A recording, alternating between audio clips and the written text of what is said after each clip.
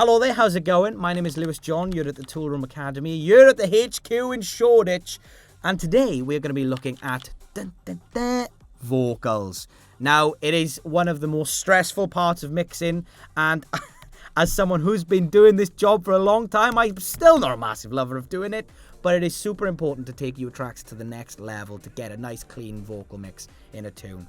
So in today's video, I'm going to be going through the tools, the chains, and the effects that I use on all the vocals that I work on to get a nice clean sounding, studio ready, club ready vocal on my tunes. Let's jump into it. So we are back in a project that you might have seen before on this channel. If you watched our EQ tips video, then you'll be familiar with the instrumental of this project I have in the work with some fabulous people. Today we're going to be going through my vocal chain and the way I process live vocals. The trick to a good live vocal, I think, is dynamics, but also just looking after it at the front end.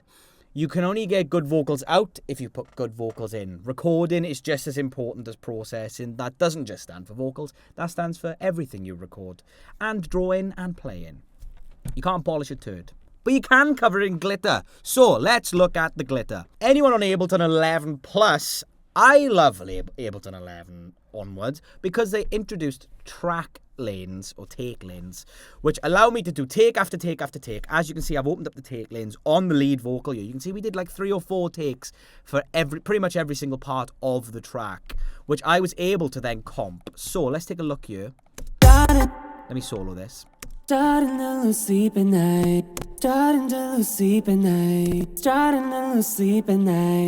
gonna take all the processing off to start with. From the start. So what I would have done is gone through and gone.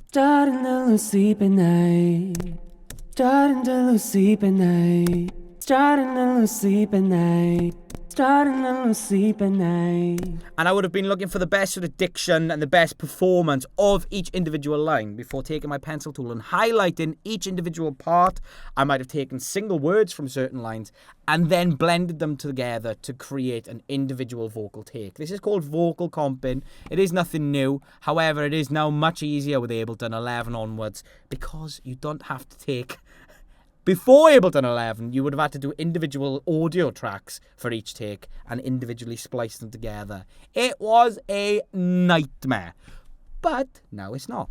So after comping our vocal, I end up with sort of master takes here of each individual part. Let's close them down. You can see the little brackets in each track name here. That is where I've just comped it, Command J, and pulled it all together into one take.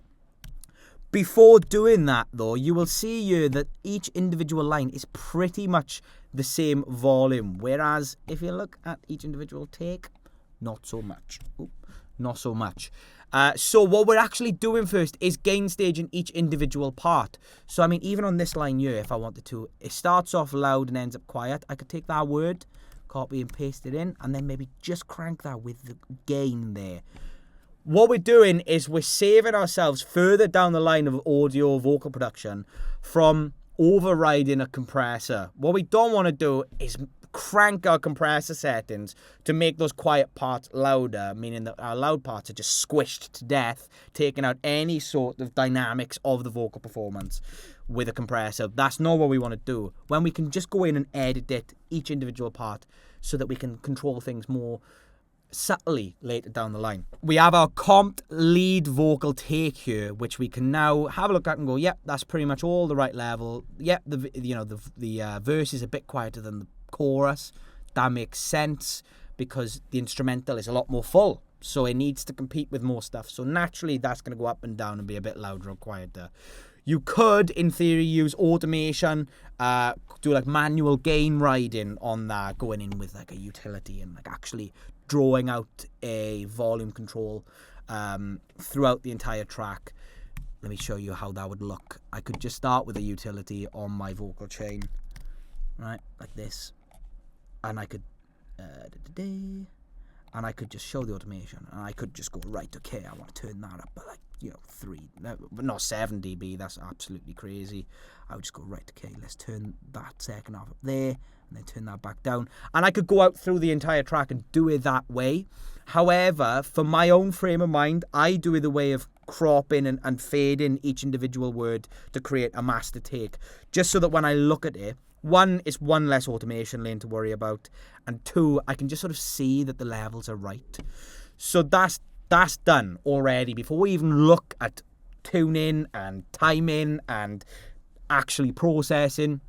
That's already done. Speaking of tuning and timing, the next thing I would have done is gone in and, as you can see here, it created waypoints within each part and got all the vocals in time. People are not robots. They are not AI until they are. Vocalists are human beings, and they will have slight timing issues, and there'll even be slight input delay from the mic to the project if you're not using an absolutely mental computer and a mad setup. There are going to be timing issues. So getting those things in time, not mentally crazy metronome in time, but just at least sitting on each bar. I'm starting to sleep at night. You can see I'm not going in and stretching each individual one of these waypoints because you lose the human aspect of the performance. And plus the groove of the record, the groove of the vocal is just as important. While on the issue of timing, I will just quickly put you onto this. I sometimes use this plugin called Vocaline. If I'm using doubles or a load of harmonies that just need to be dragged perfectly in time with the lead vocal, this uses AI to check the timing of the lead vocal by sidechaining it, and then stretches all the other back-ends and dubs and doubles in time with the lead. We're not dealing with that today. Maybe it's something we'll touch on in a future video. If that is something you'd like to see, comment down below and we will delve into that in another video. As for this one, I appear to have just time-aligned everything by eye and by hand, the old-fashioned way, because we don't need computers to take our jobs. We like to do it ourselves. So, time-aligned, stretched vocal that's all sort of nice and lined up with volume in key. Now let's take a look at what you came here to see, and that is my vocal chain. I've started off with a gate, pretty straightforward. Instead of going in and cutting out all these silences with, the vocalists breathe, God forbid. I've just got a gate that's really set low and the flow is at minus infinity. So if I have this, turn that on its own. I'm starting to lose sleep at night. Yeah, it completely cuts out all those little pops and clicks underneath. I'm starting to lose sleep at night. Wide awake and in my head. The dreams are turning into fights.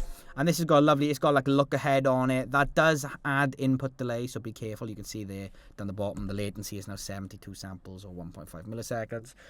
That is something to keep in mind. However, it stops you from getting these little weird pops at the start of each thing. So, because otherwise, if you've got a really fast attack like I have on this, then each individual line is going to pop in rather than like blend in. No good.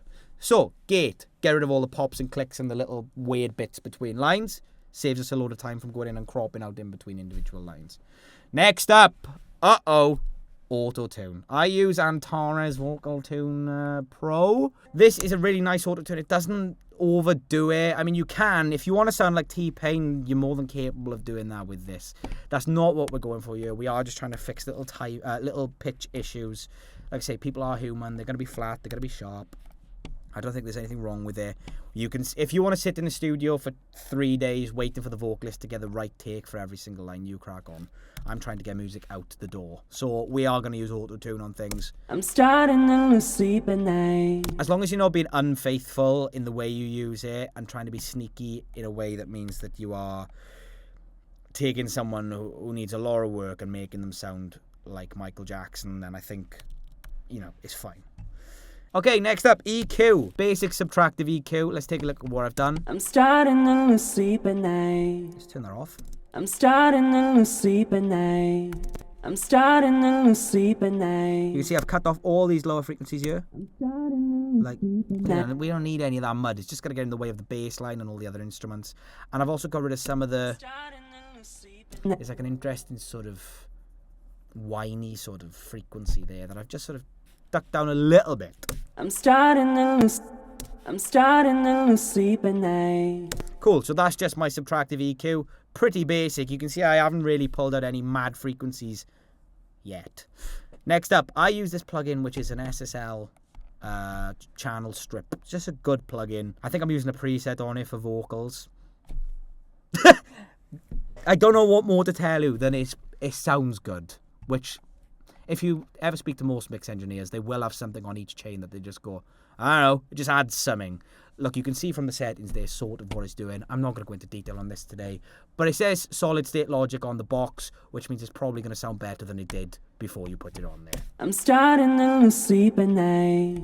I'm starting to lose sleep at night. Look how much body is added, ready? I'm starting to lose sleep at night. I'm starting to lose sleep at night. Beautiful. Next up, compressor. Now then, compressor settings. Here's where we get into the nitty gritty.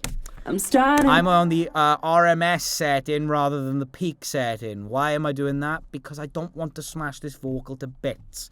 My ratio is on 2:1, and as you can see, it's only doing 2 dB of gain reduction, and more importantly, it's not doing that to the peaks. It's actually doing it to the overall sound. I'm starting to lose sleep at night. The attack is really slow. The release is really slow. It is gentle compression. Do not smash the life out of the vocal with a compressor. There should be no need, because what we did earlier was we prepped our vocal to be able to not have to smash the life out of it. Wide awake in the and you can see I've added 1.6 dB of gain. That could probably go up to 2. The dreams are hang on. Add 2 dB. Down, we've been here before. You think that I'm your remedy. See, even where that vocal gets loud there, it's still only doing 2 dB of gain reduction. And it's so subtle and so soft that you should never be able to notice it. But it does make the difference. What we're doing here is actually creating compound decisions. So as we go across the chain, these little minute decisions add up to a much cleaner vocal. So let's move on to our next EQ, Pro Q3. Now I've gone for another preset. Have a look at presets. I've got these ones here, these dynamic ones, stuff for vocals, and there's one here for a lead vocal. Dynamic EQ is a very interesting concept. It sort of moves with the frequency response of the input signal. So starting to lose sleep at night. You can see it's ducking the sibilances. Starting to lose sleep at night. Pulling out those frequencies. As soon as he goes, like, it pulls them down straight away. But keeps the rest of the vocal nice and bright. It's also removing some mud there. Starting to lose sleep at night. I'm starting to lose. Perfect. It just sounds better. I don't know what more to tell you. Starting to lose sleep at night. Starting to lose sleep at night. You can hear how much brighter it sounds while not introducing a load of toppy high end to the sibilances. Fabulous.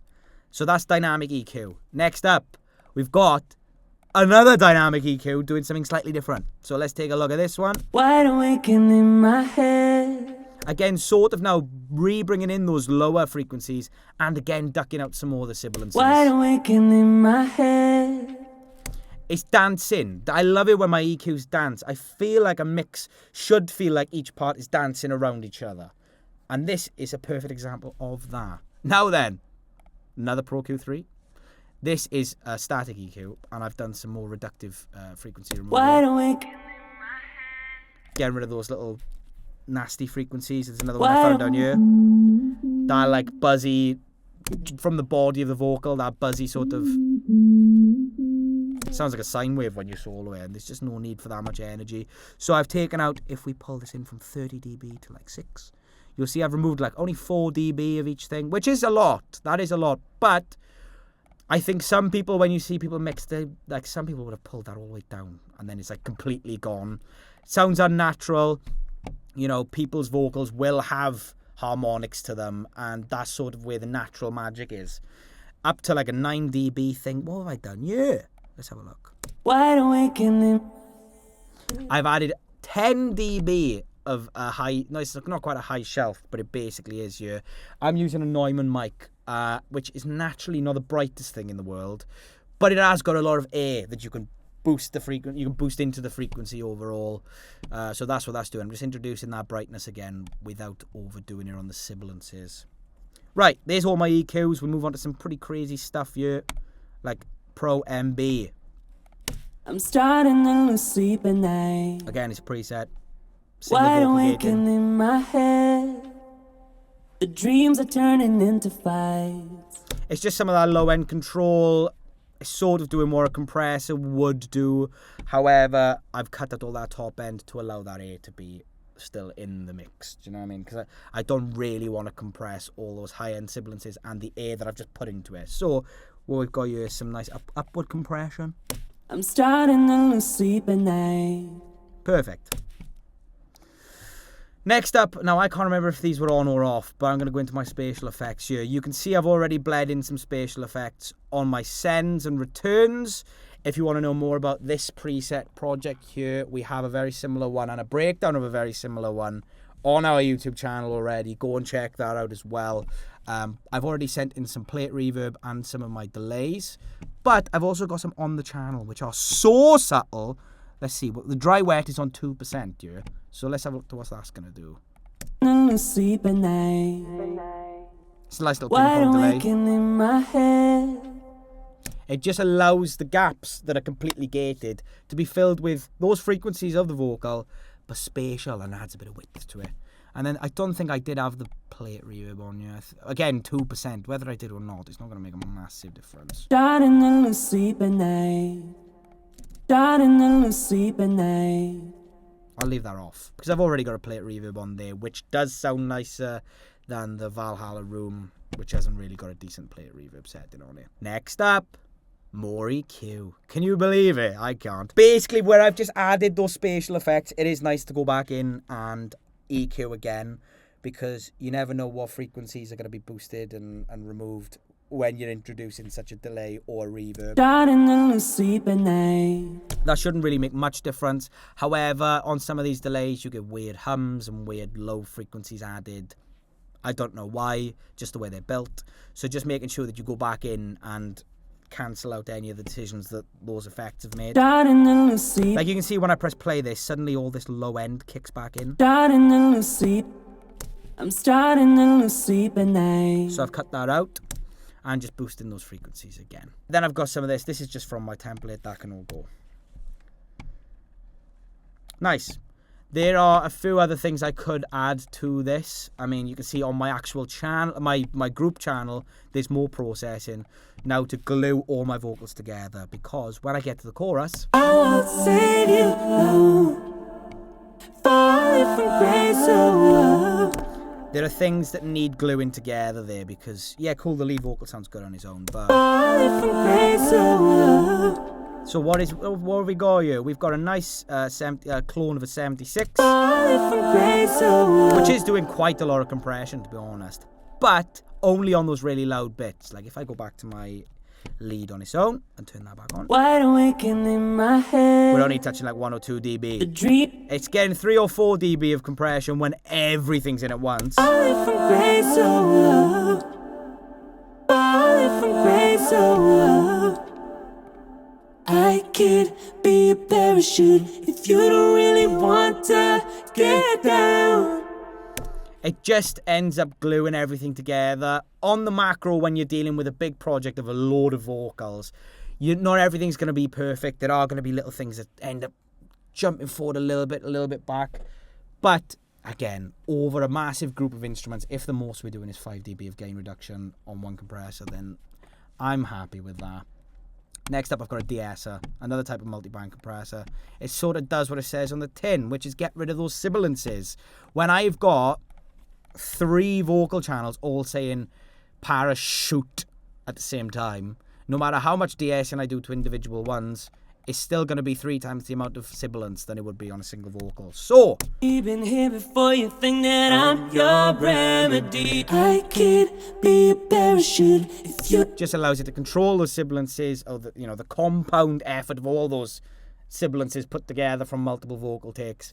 We're just pulling them down so it feels like one big vocal again. And then, can you believe it? One more EQ, which is just my sort of final musical EQ that I'm going to listen to with my entire mix. How you let me down, even here before you think that I'm your remedy. You're gonna cry me out, holding on to threads while you wanted more from me. I can't be a parachute if you don't really want to get down. No, I could be a parachute. How you let Again, at this point, you can't really tell a massive difference between them. These are really almost artistic decisions. Could be a parachute if you don't really want to get down. Just exciting these different parts of the mix. the vocal mix so that they all sit nicely together. You've made all those little compound decisions, and at the end you go, right, okay, let me just have a look at them all as one unit and go, okay, let me boost a bit there, let me cut a bit there, and give it and one more arch so that everything sort of sounds nice and clear. If it's the only way you want me around, I'll save you. Falling away so low. I could be a parachute if you don't really want to get down. Nice. So there we are. There is sort of my entire vocal processing techniques and chains. Don't take it as gospel. Every vocal is completely different. However, here are the tools that I use to get a pretty good sounding vocal in a track. The beautiful thing about processing vocals is that these transcend genre. A lot of the early processing vocal work I did was when I was in college, and it was on bands and live music. But just because you work in dance music doesn't mean that these tricks are not, they move from one genre to another effortlessly. You might include some different stuff to get a different sound in a different genre specifically, but a lot of these skills are transferable to any music you work on. I will happily do a part 2 to this video looking at some other vocals I've worked on if that's something you're interested in. I hope you found this video useful. If you have anything else you want to see videos on this channel, don't forget to leave a comment down below, and of course check out the Toolroom Academy site and courses available online and in person here at HQ. So that's it from me, Lewis John, and we will see you in the next one. Peace.